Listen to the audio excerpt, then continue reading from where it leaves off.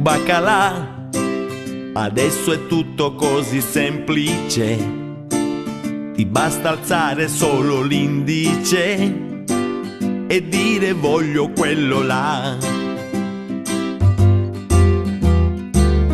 Baccalà, un alimento indispensabile per quella cosa molto instabile che punta sempre verso là.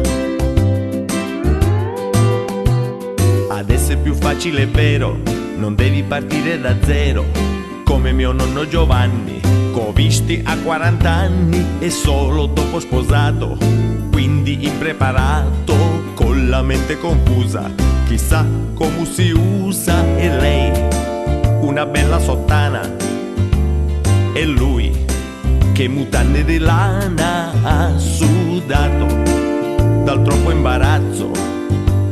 E ora dimmi che faccio, ma che notte del cazzo.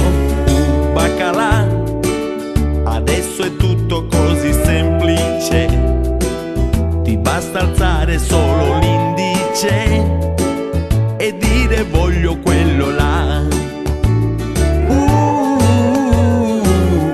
Baccalà, un alimento indispensabile per quella cosa molto instabile che punta sempre verso là.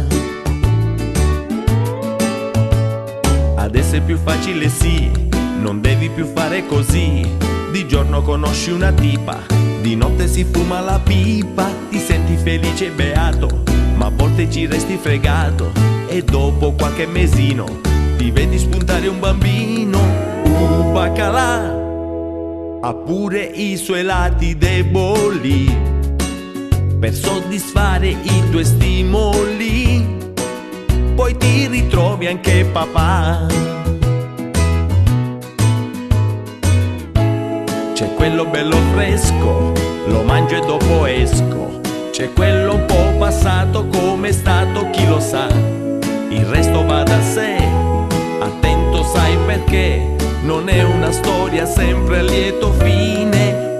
Baccalà, adesso è tutto così semplice, ti basta alzare solo l'indice e dire voglio quello là.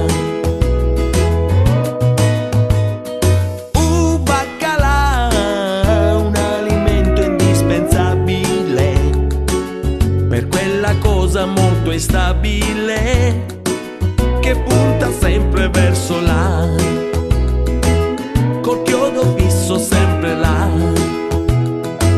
che punta all'eternità.